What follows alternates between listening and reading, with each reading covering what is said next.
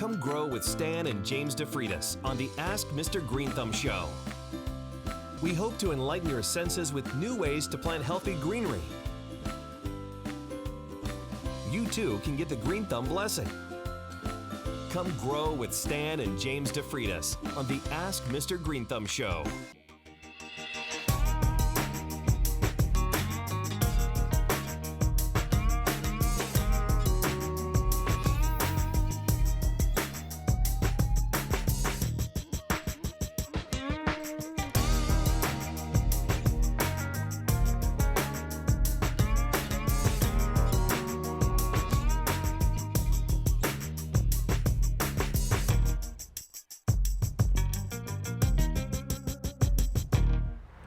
We're at Citrus Park Nursery, and Marla, this is sort of, you're the baby of the operation here, right?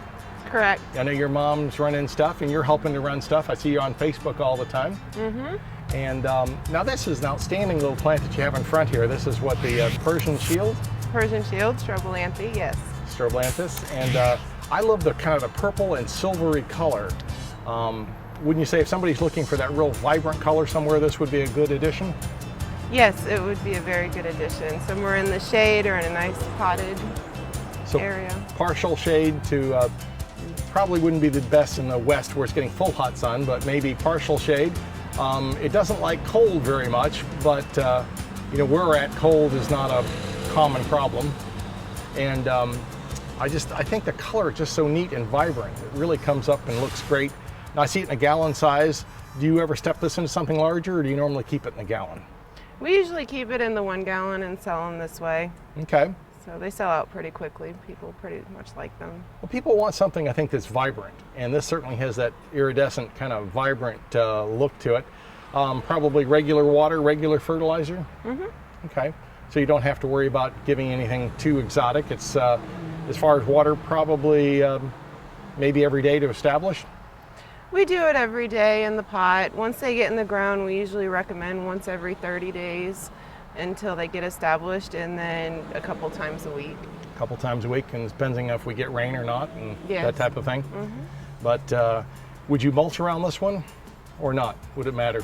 I don't think it would really make much of a difference. Yeah, as long as the mulch doesn't go too high to where it could, you know, strangle the plant or anything, then yeah, you could put a little mulch around it. That's a good point, because I see some people get gung-ho with mulch and they start putting it on like, you know, half foot thick, and you don't want that up on top of a plant. Mm-hmm. And you know that, and people in the landscape business know that. Mm-hmm. But some homeowners don't know that, and they sometimes get a little, you know, rambunctious with their mulch, or too gung-ho and cover stuff. So that's a good point to bring up.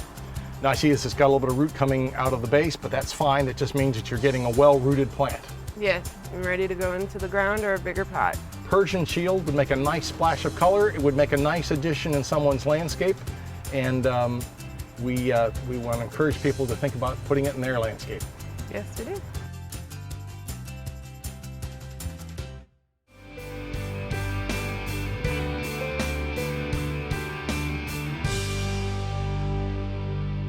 Marla, we're at Citrus Park Nursery again. Of course, you're here all the time, right?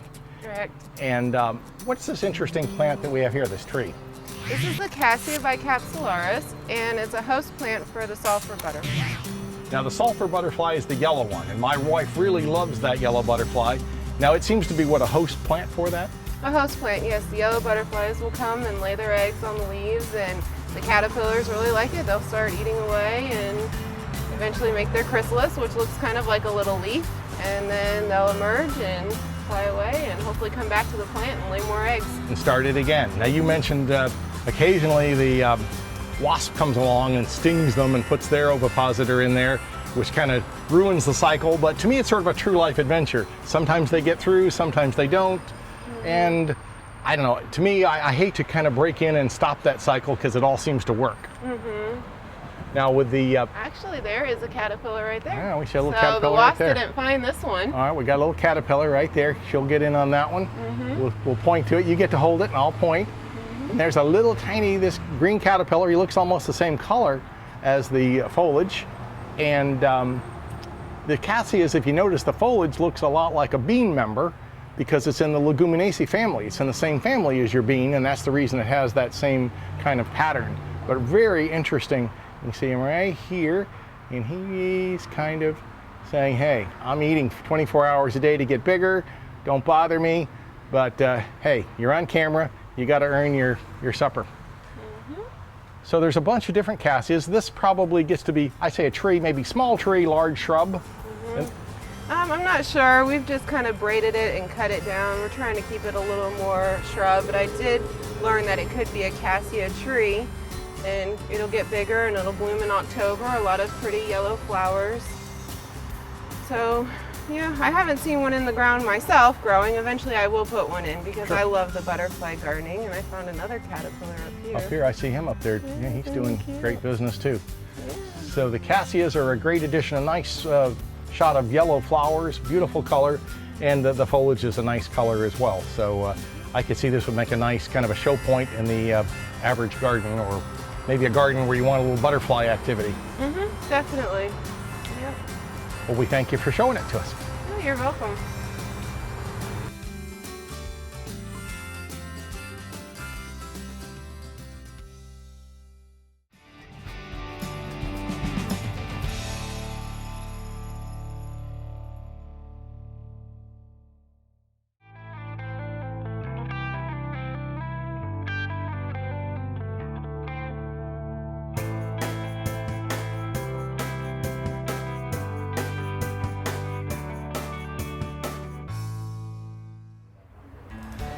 Marla, we've got the Agapanthus here, and I think it's one of the prettiest plants that people can have for this kind of blue-purple, don't you?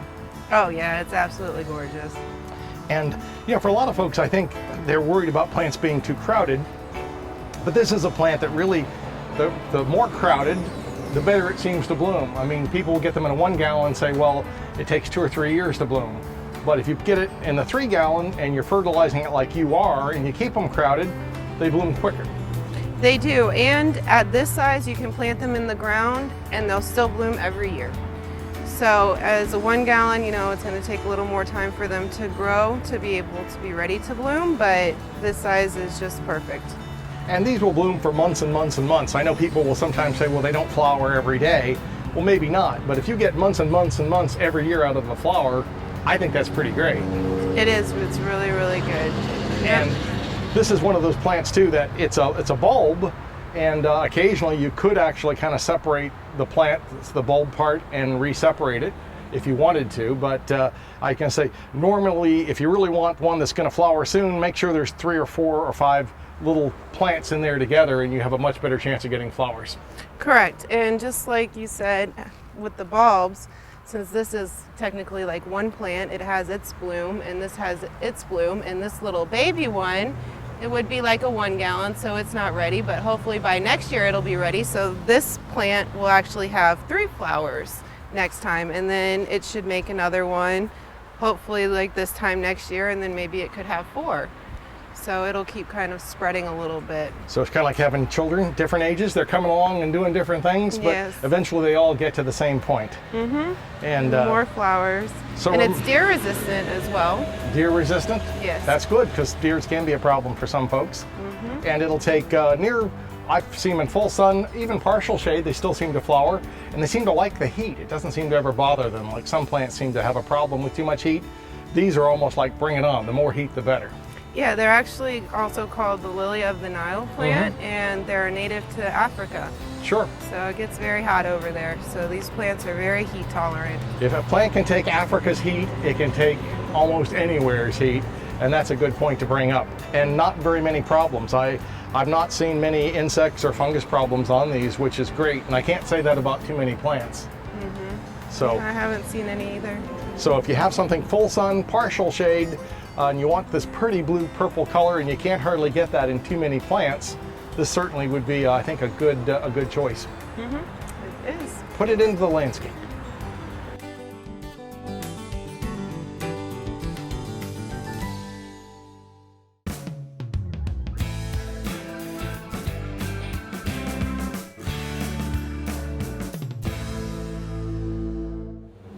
Marla, I see we've got a bird of paradise here, and this is sort of unusual from what we typically see, right? Correct. It's a yellow bird of paradise, not an orange. Now this is a lot more uncommon, right? Yes, it is. And because of that, it would cost more. It does. A 7-gallon with the yellow flower is $50 a piece, and a 7-gallon with the orange flower is $35. So you're going to pay a bit more, but if it's really unusual, I've always thought if you can't get something, then the price goes up. Sometimes. Or it yeah. should, anyway. And it's kind of nice to see this one in a nice bird flowering here, because often it seemed like they've got to be kind of root bound to get them to flower. I mean, it's hard to get a gallon one to bloom, so it has to be, it seems, more mature. Yes, it has to be more mature, and it's definitely the fertilizer. The fertilizer helps a lot, and size. So you're using kind of a bloomer type fertilizer. I see a lot of little green specks down there, which tells me you've got a time-released fertilizer. Yes, we have the Harold's Pro fertilizer. Okay. And we use that on the plants every 6 months or so, and it helps. And you've got a nice mix, I see, of peat and wood chips and other good kind of a nursery mix that you use. Yes, it's a potting soil. It's half pine fine, half topsoil mix. It makes it to be a lighter dirt so that when we carry the plants around, it's not very weighed down compared to some other soil mixes. Well, it's a beautiful looking plant. I think it would add a real nice specimen in someone's yard or garden. It does, and it's really good for fresh cut flowers. So if you wanted to do any type of a vase with flowers in it, then this makes a wonderful bloom. It lasts a very long time on the table. It's also nice for contrast. If people really like the orange birds of paradise and then they add a yellow, then they can have like a different color in their yard. Kind of a conversation piece. So that too. Yeah, very neat. And of course it has a nice spath looking leaves, and so it's something that people ought to think about having in their landscape.